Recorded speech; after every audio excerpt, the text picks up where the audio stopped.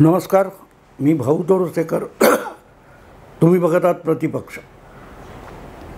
मित्रांनो, ज्या वेळेला ह्या वर्ल्ड कप आत्ता जो काय चालू आहे, क्रिकेटचा वन डे म्हणजे मर्यादित षटकांची जी आंतरराष्ट्रीय स्पर्धा आहे, त्यामध्ये पाकिस्तानचा संघ सपाटून मार खातोय.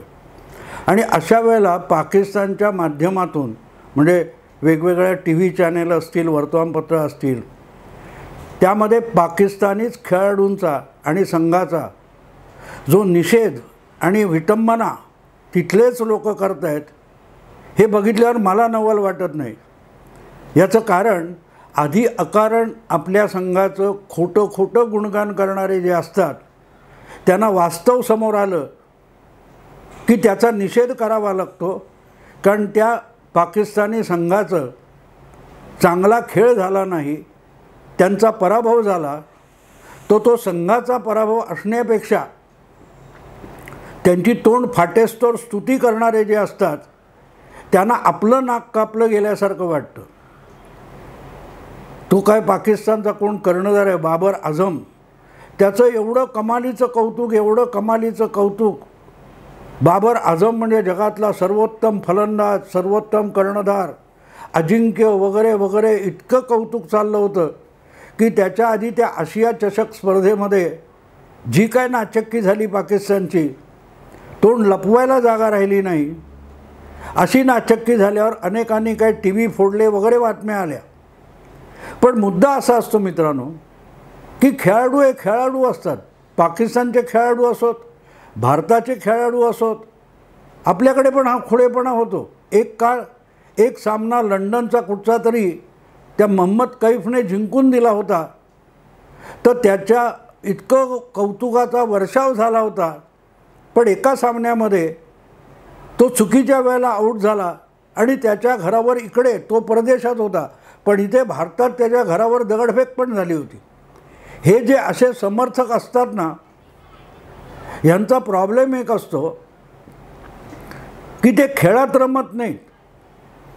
त्यापेक्षा ते आपलं आयुष्य पणाला लावल्यासारखं एखाद्या गोष्टीचं समर्थन करत असतात किंवा विरोध करत असतात. त्यामुळे आत्ता जागतिक ते विश्वचषक स्पर्धेमध्ये पाकिस्तान भारताकडून हरला, परत ऑस्ट्रेलिया आणखीन कोणाकडून हरला, श्रीलंकेकडून हरला म्हटल्यावर जी नाचक्की झालेली वाटते ती त्या चमचे लोकांची असते. तोंड फाटेस्तोवर खोटं कौतुक करणाऱ्यांची नाचक्की होत असते. आणि आता आपण कुठच्या तोंडाने बोलायचं ही परिस्थिती त्यांच्यावर येते. कारण त्यांना मग सारवासारव करायला लागतं की आधी तुम्ही कौतुक का केलं होतं असे विचारणारेही लोक निघतात.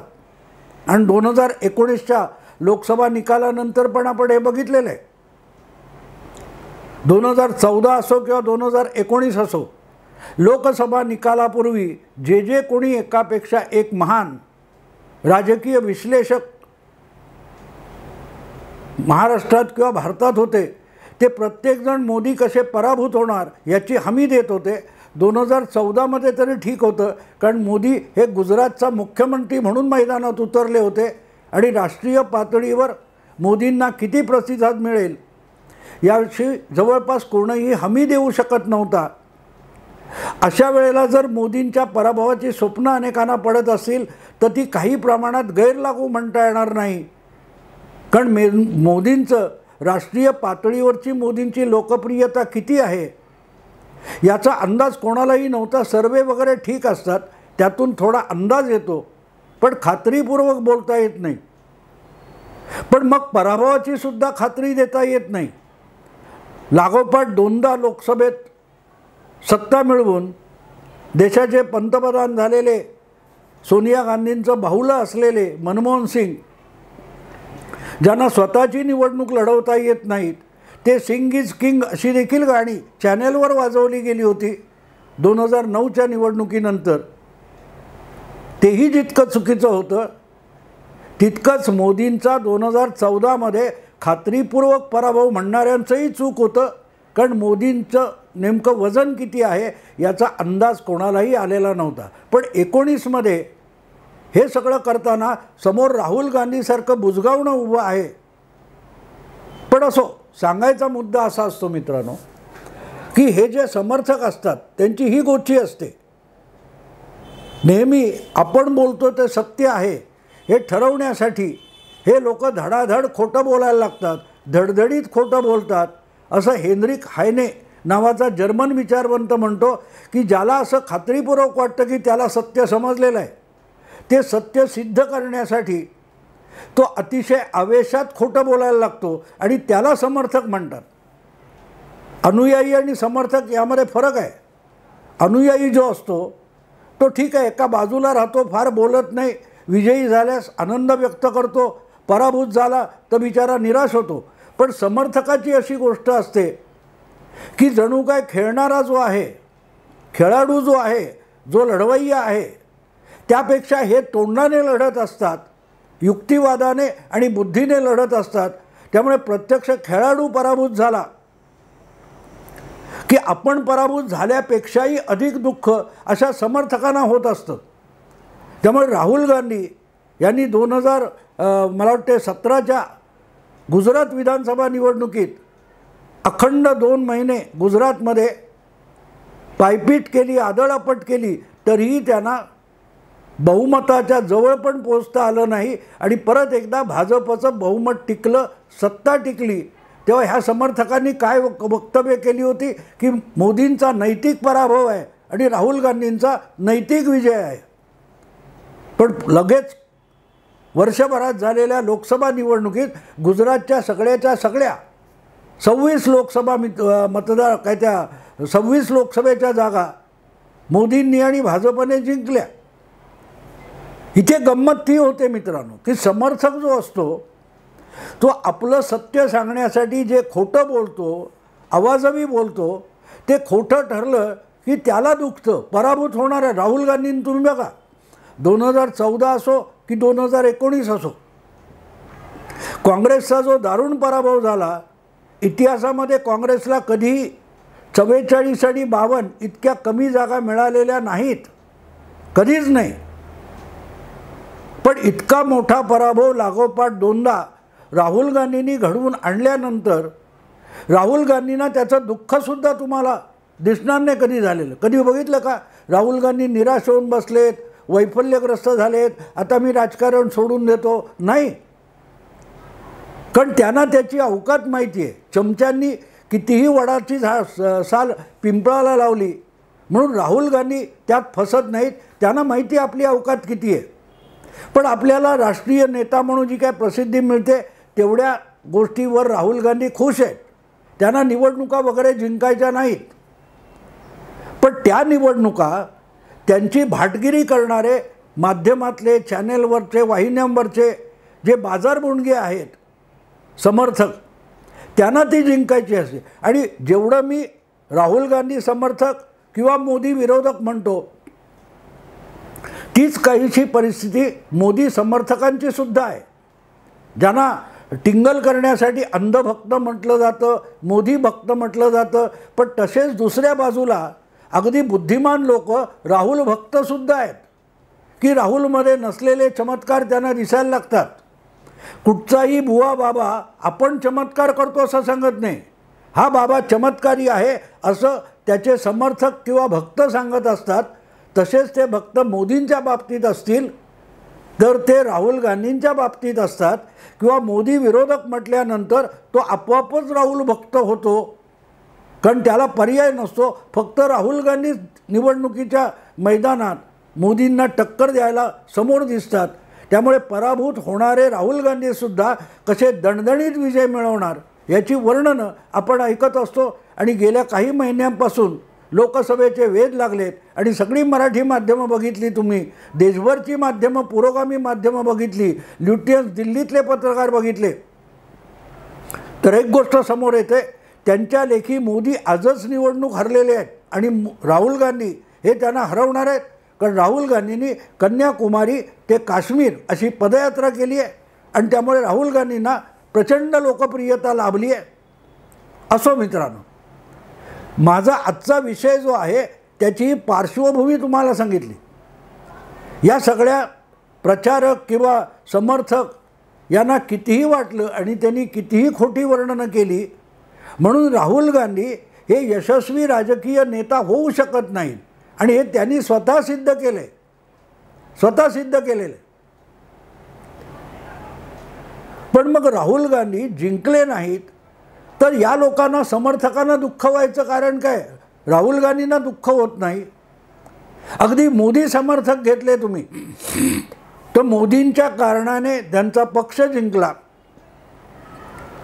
किंवा मोदींना प्रचंड मोठं यश मिळालं तर मोदी जितके आनंदित होताना दिसत नाहीत त्यापेक्षा त्यांचे समर्थक अधिकाधिक आनंदित झालेले तुम्हाला बघायला मिळतील. आणि याचं कारण ते आहे की आपण लढत नसतो. आपण त्या आपण रेसकोर्सवर बघितलं जिथे घोड्यांच्या शर्यती चालतात, त्या रेसकोर्सवर घोडे धावत असतात पण त्या घोड्यांच्या बाजूने कुठला आपला लाडका घोडा असेल किंवा आपण ज्याच्यावर पैज लावलेली आहे असा घोडा मागे पडतोय, पुढं धावतोय, याच्यावर ओरडणारे लोक तुम्हाला दिसतील. कारण घोडा धावत असतो पण त्याच्यावर पैसे लावणारा जो असतो त्याला असं वाटत असतं की मीच पुढे गेलोय, मीच मागे पडलोय आणि मग तो अतिशय उत्साहित, उत्तेजित होऊन वाटेल ते ओरडाआरडा करत असतात. त्यापेक्षा हे आजच्या राजकारणातले मोदी समर्थक किंवा राहुल समर्थक किंवा मोदी विरोधक यांच्यात काडीचाही फरक नाही. आणि प्रामुख्याने आपण बघितलं तर 2002च्या गुजरात दंगलीपासून भारतातले सर्वच्या सर्व पुरोगामी बुद्धिमंत पत्रकार, संपादक हे नरेंद्र मोदी यांचे खरे विरोधी पक्ष आहेत. मोदी हरावेत असं सोनिया गांधींना, मल्लिकार्जुन खरगेंना, राहुल गांधींना, प्रियंका गांधींना, अगदी उद्धव ठाकरेंना जितकं वाटत नसेल तितकं ह्या सोकॉल्ड पुरोगामी पत्रकार, संपादक बुद्धिमंतांना मोदींना हरवण्याची अनावर इच्छा गेली 20 वर्ष चालू आहे. पण त्यांचं दुर्दैव असं की एकाही निवडणुकीत मोदी हरले नाहीत आणि मोदी ह्या सगळ्यांची भाकीतं खोटी ठरवत परत परत जिंकत राहिलेले आहेत. आणि या लोकांना मोदी का जिंकतात या रहस्याचा उलगडा अजून झालेला नाही. तो उलगडा एवढ्यासाठी होत नाही की खरे जे विरोधक आहेत ते मैदानातच उतरत नाहीत. क्रिकेटच्या मॅचमध्ये आपण बघतो, पाकिस्तान असो, भारत असो, त्यांचे जे चाहते समर्थक त्या मोठ्या स्टेडियमवर बसलेले असतात आणि तिथे झेंडे फडकवतात, तोंड संपूर्ण शरीर रंगवतात, ओरडाआरडा करतात. पण खेळणारे 11च खेळाडू असतात. पण त्या 11 खेळाडूंना अक्कल नाही इतकं स्टेडियममधल्या लोकांना अक्कल असते. इतक्या आवेशात ते बोलत वागत असतात. त्यापेक्षा भारतातले पुरोगामी पत्रकार, सेक्युलर पत्रकार, सेक्युलर बुद्धिजीवी हे अगदी सारखे तितकेच खुळचट असतात. नसलेल्या गोष्टी बोलायला लागतात. अगदी योगेंद्र यादवसारखा माणूस घ्या, बुद्धिमान आहे, प्राध्यापक आहे, पण त्यांनी 2019च्या निकालानंतर मोदी विजयी झाल्यानंतर राग व्यक्त करताना काय सांगितलं की मी अख्ख्या गुरगावमध्ये पत्रकं काढून वाटली होती मोदींना हरवा म्हणून आणि तरी गुरगावमध्ये सुद्धा मोदींच्या भाजपचा विजय झाला तेव्हा मला वाटलं त्या मतदाराची कॉलर पकडून म्हणावं, यू फूल, मूर्खा, तू मोदीच्या पक्षाला मतं कशी दिलीस. इथे तुमच्या लक्षात येईल की योगेंद्र यादव हे एखाद्या कॉलेजमध्ये, संस्थेमध्ये प्राध्यापक म्हणून बुद्धिमान असले तरी व्यवहारी जीवनामध्ये हा माणूस तद्दन मूर्ख आहे. अशी पत्रकं काढून जर कोणा उमेदवाराला हरवता आलं असतं किंवा कोणाला जिंकून आणता आलं असतं तर देशातल्या सगळ्याच पक्षांनी निवडणुकीवर प्रचारसभा किंवा आणखीन वेगवेगळे मार्ग चोखाळून लाखो, हजारो, करोडो रुपये खर्च केले नसते. त्यांनी योगेंद्र यादवसारखी हँडबिलं काढून वाटली असती, पत्रकं काढून वाटली असती. ही यांची अक्कल आहे. आता गंमत अशी आहे की योगेंद्र यादवसारखे जे बुद्धिमंत संपादक, प्राध्यापक वगैरे आहेत हे मोदींचे खरे विरोधक आहेत. आणि मग त्यांनी आपल्याला मोदीला हरवायचं आहे पण आपल्याला आखाड्यात उतरायचं नाही आहे. या पद्धतीत जसे रेसच्या घोड्यावर पैसे लावतात तसे या लोकांनी आपली प्रतिष्ठा, बुद्धी आणि साधन संपत्ती ही राहुल गांधी या घोड्यावर लावलेली आहे, दुसरीकडच्यानी मोदी नावाच्या घोड्यावर लावलेली आहे. मुद्दा असा असतो की तुम्हाला जिंकायचं असेल तर तुम्ही मैदानात उतरलं पाहिजे. सचिन तेंडुलकरची विकेट दुसऱ्या कोणीतरी काढली पाहिजे, कारण तो मला आवडत नाही आहे असं एखाद्या पाकिस्तानाला वाटावं. त्यापेक्षा मोदींना हरवायला उतावळे झालेले भारतातले अनेक बुद्धिमंत तसे आहेत, ते मैदानाच्या बाहेर बसतात, मैदानात उतरत नाहीत. आत्तासुद्धा 2024ची निवडणूक येऊ घातली आहे, तेव्हा हे मोदींचे खरे विरोधक मैदानात उतरण्याची बिलकुल शक्यता नाही आहे, बिलकुल शक्यता नाही आहे.